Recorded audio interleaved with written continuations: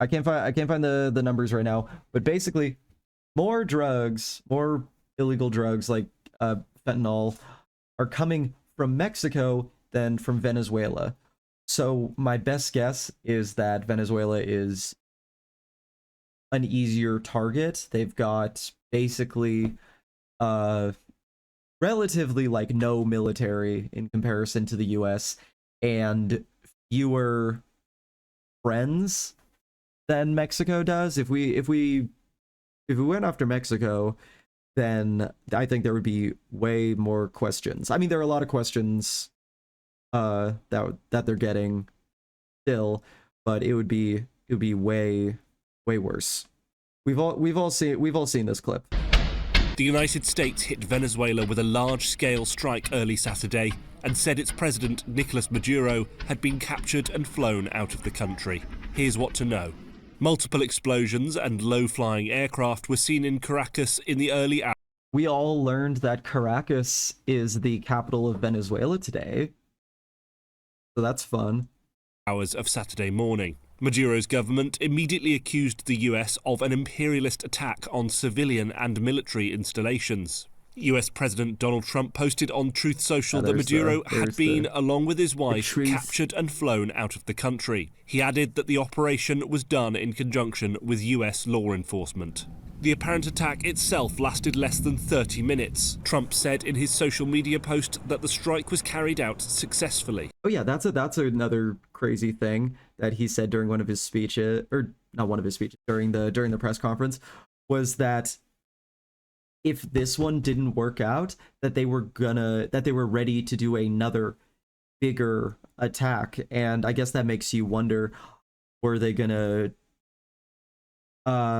how much were they going to infiltrate Venezuela? How many boots on the ground were they going to get? Were they ready for like a full out firefight? What was the plan if it didn't go as smoothly as it ended up going? It comes after the Trump administration has escalated pressure on Maduro, who has decried US military operations against alleged drug traffickers as a thinly veiled effort to oust him from power. It was not immediately clear who was running the country, and Maduro's whereabouts were not immediately known. Yeah, that's another thing that, you know, when the bombing started, it seemed like Venezuela's response was relatively tame. Like, there were a couple tanks out in the streets, but nothing was really happening. And then it turned out it was because they already got Maduro. I imagine all the generals were like, okay, well, now what do we do? I guess we wait, because I think the bombing stopped. I actually don't. What is going on in Venezuela right now? God fucking damn it. Yeah, we're like frozen. Hello? Are we back? Yeah, we're back. Okay, I need to figure that out. I think it has a timeout right now. Venezuela right now. What is happening?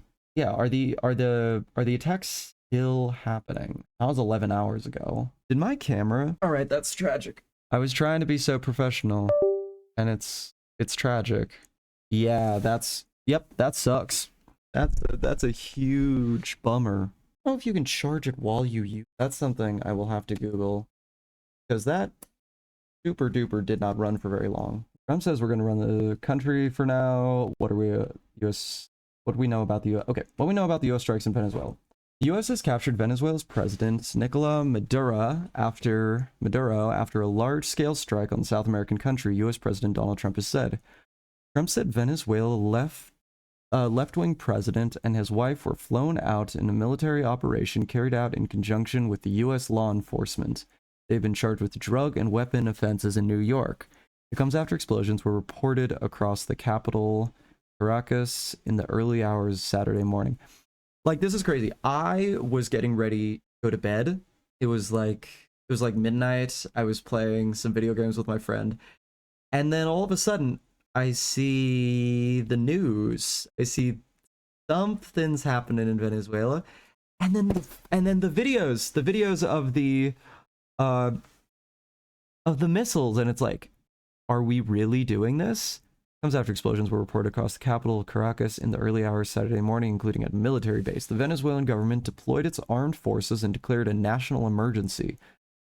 Maduro's capture comes after heightened tension between the two countries, with Washington striking boats in the Caribbean, it says, are being used to carry drugs. Did anybody else see that clip? Who's Sam Cedar's co-host? She was on, like, CNN. She was on a round table, and the fucking guy she's talking to, she says, "We're bombing fishermen," and he said, he's like, they were drug runners," and she's like, "You don't know that. We don't have any evidence of that." And he's like, "We don't have any evidence that they weren't drug runners." And her response was, "That's not how this works. You can't just say shit like that." Like, innocent until proven guilty is so passé. Trump said during a news conference on Saturday the U.S. would run Venezuela until a safe and proper and judicious transition, adding that American oil companies would also move into the country. Here's what we know so far. Yeah, they were captured by military's top counterterrorism unit. I didn't actually know who did it explicitly. Venezuelan government helped the U.S. track Maduro's location. So I guess it makes you wonder, what were the sort of, deals that were happening between Venezuela.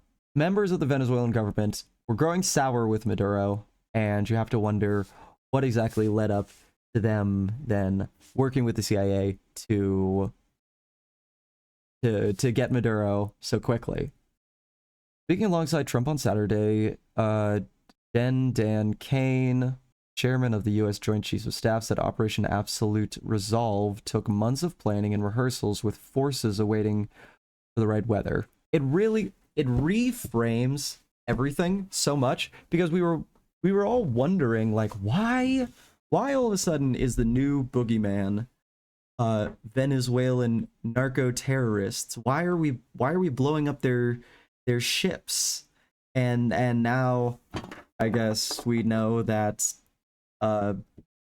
Fox News was just prepping us for this to happen, so that when we did finally invade Venezuela and take Maduro, everyone would go, "Oh yeah, no, because of the boats, because the narco terrorists."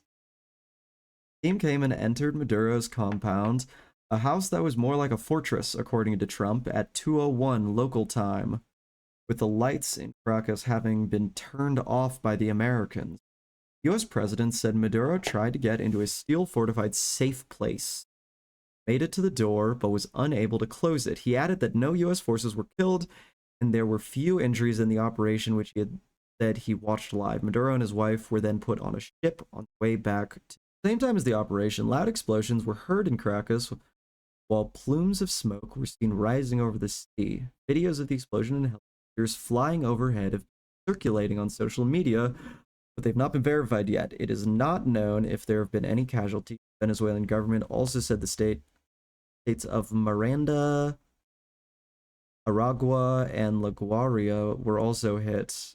You're hearing my terrible Spanish accent, or my non-existent Spanish accent. Trump said U.S. forces have been prepared for a second wave, but did not have to conduct one. The first wave was so powerful. Yeah. This is the craziest shit. Why would you acknowledge that? This seems like something that would only make people more wary of U.S. involvement, because I guess it's probably good, but Americans are very sensitive to American servicemen dying. So I don't know, saying that they were ready to go deeper, harder in the paint seems like a weird choice. Over the strikes, BBC Verify is working through a number of videos showing explosions, fire, and smoke.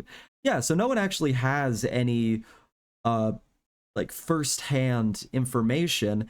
Everyone's got the same videos and same audio and same press conference, and we're all just trying to figure out what the hell happened. A couple of questions. How has Venezuela reacted? Vice President Vice President Delcy Rodriguez on state television appealed for calm and unity, called for the release of Maduro, who she said was the only president, and added that Venezuela would never be a colony of any nation. It's a weird phrasing. Maybe it makes more sense in Spanish. Earlier on Saturday, Trump said Rodriguez has been sworn in as president, and okay. I guess that's why, is because she's saying, "I'm not the president. This is temporary. We want our guy back." So, has been sworn in as president and had spoken to the U.S. Secretary of State Marco Rubio and told him, "We'll do whatever you need." Trump said, "She really doesn't have a choice." Trump added, the country's defense minister Vladimir Pedrino Lopez. I'm gonna have to take some time to learn all these names. Defense Minister Vladimir Petrino Lopez earlier claimed the strikes hit civilian areas and said the government was compiling information about dead and injured people. I'm curious what the first round is gonna say. He added that Venezuela would resist the presence of foreign troops. Venezuela's government issued an official statement denouncing the extremely serious military aggression by the U.S. against Venezuela territory and population in the civilian and military locations. It also accused the U.S. of threatening international peace and stability and described the attacks as an attempt to seize Venezuela's strategic resource, particularly its oil and minerals. Accused is a funny word to use here because it's not really an accusation. If that's just what they said, that's just what we're saying. We're here for your oil. We'll have to Venezuela next. During Saturday's news conference, Trump said the U.S. was going to run the country. Okay, we already saw this. Wait, really?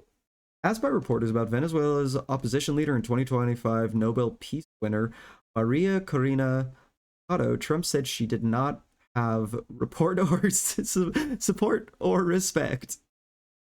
Earlier on social media, Machado had said the hour of freedom has arrived and called for Edmundo Gonzalez Urrutia, who, according to vote tallies released by her party, won the 2024 election to assume power. I mean, I'm curious about these numbers. Seems like everybody has their own internal numbers. Trump also said American oil companies would move in to fix infrastructure and start making the country.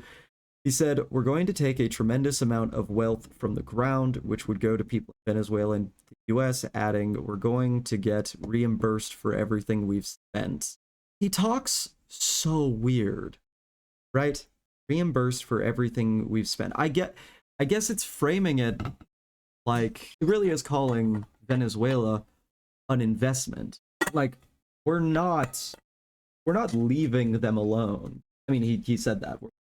American oil companies are moving in to Venezuela and are probably going to be there for the foreseeable future. He also said the U.S. would sell oil to other countries. Asked whether U.S.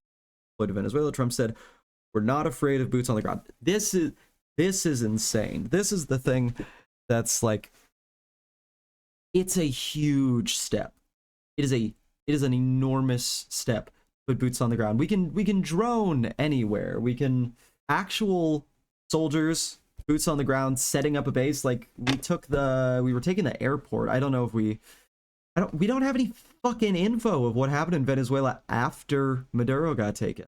Narco terrorism, import, cocaine, possession, machine guns, destructive devices, and conspiracy. Again, when it comes to conspiracies, crazy conspiracies are always like, who did this? What group did this? And usually the thing that makes all conspiracy theories fall apart is then asking, why? Why would they do? And at least as it stands right now, Venezuela has no reason to commit narco terrorism against the US. There are reasons for Venezuelan people to export drugs into the US, but that's an entirely different thing than the charge of narco terrorism, which carries with it the idea that you are attempting to weaken a nation, to damage the country itself and its government. That's a very different idea than Venezuelan people bringing drugs into the U.S. But they're trying to make them synonymous, and they've done this pretty much every time. It can never be just there are people bringing drugs into the country and we're stopping them doing that. The narrative can never just be that. It's always they are trying to destroy our country with drugs, which I think we just have to acknowledge that most of the time, most of the decisions that people make are not grand schemes. Maduro rose to prominence. Wow, he's been around for longer than I thought. 2024, Maduro was declared winner of the presidency, and even though voting tallies collected by the opposition suggested that its candidate Edmundo Gonzalez had won by a landslide. I mean, it seems likely that it wasn't an entirely legit. Nothing about this. I'm not saying Maduro is a good president. He's not a good guy. It also, that doesn't give us the excuse to then bomb their capital and use special forces and the CIA to kidnap him. You can't just do that. I guess you can. You can do anything, but we'll see what the international reaction to it is. Has been at odds with Trump over the arrival of hundreds of thousands of Venezuelan migrants in the U.S. and the movement of drugs into the U.S., in particular fentanyl and cocaine. Trump has designated two Venezuelan drug gangs, Tren de Aragua and Cartel de la Sol, as foreign terrorist organizations, and has alleged that the latter was led by Maduro himself. I don't think that passes the sniff test. Why would the president run a drug cartel? That seems, I don't know, seems like a lot to put on your plate. The U.S. has offered $50 million reward for information leading to Maduro's arrest. Maduro has vehemently denied being a cartel leader and has accused the U.S. of using its war on drugs as an excuse to try to depose him and get its hands on Venezuela's vast oil reserves. In recent months, the U.S. forces have also carried out more than 24 strikes in the international waters. I knew it was a lot. I didn't know it was 24. That's like a lot. Have used to traffic drugs into the U.S. More than 100 people have been killed.